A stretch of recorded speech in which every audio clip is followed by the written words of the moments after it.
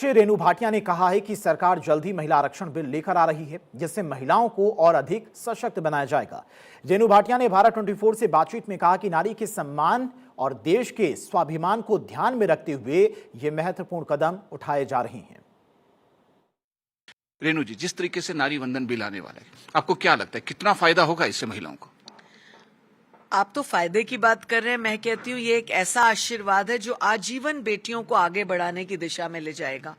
जितनी भी पंचायत से लेकर पार्लियामेंट तक बेटियां आगे वाले समय में आने वाली हैं, आगे वाले चुनाव में हिस्सा करने वाली हैं, आगे वाले चुनाव में एक नई दिशा देने वाली हैं, मैं कहती हूँ उनका जीवन सफल है।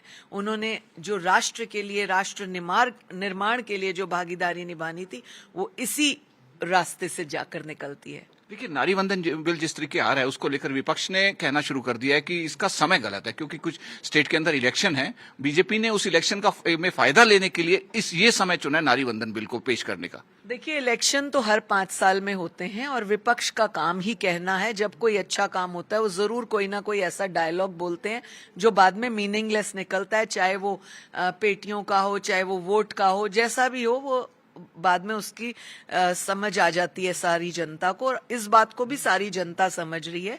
पर मुझे एक महिला आयोग की अध्यक्षा होने के नाते, एक महिला होने के नाते, एक पॉलिटिशियन होने के नाते, किसी पार्टी से जुड़े होने के नाते मैं हैरान हूं कि कहां पर कहा गया है कि केवल फलां पार्टी की बेटियों को यह आरक्षण है या ये बिल उनके लिए है। ऐसा तो कहीं कहा नहीं गया। तो फिर विपक्ष की जो बहनें राजनीति कर रही हैं, जो इतने समय से लगी हुई हैं अपने जीवन में, उनको नहीं समझ आ रही ये बात। एटलीस्ट जैसे हम कहते हैं ना, आधी आबादी है तो वो आधी औरतें ही समझ जाए कि उनकी पार्टी उनको किस दिशा में ले जाना चाह रही है। मुझे लगता है सारी चीज क्लियर हो जाएगी। जिस तरीके से एक के बाद आप एक नोटिस दे रही हैं, पहले आपने बादशाह को नोटिस दिया, अब ये मासूम शर्मा को दिया, कुछ ऐसा भी करने जा रही हैं कि ये लोग ऐसे महिलाओं के खिलाफ अपशब्द बोलने से पहले 10 बार सोचें कि अगर ये शब्द बोले तो महिला आयोग खड़ा है, कहीं ना कहीं हमारे लिए परेशानी खड़ी हो सकती है। देखिए, माननीय मुख्यमंत्री जी को पिछले 4 दिन पूर्व मैं एक पत्र देकर आई हूं और निवेदन के साथ कह के आई हूं कि हमें जैसे फिल्म सेंसर बोर्ड है, ऐसे हरियाणा में कोई बोर्ड या कोई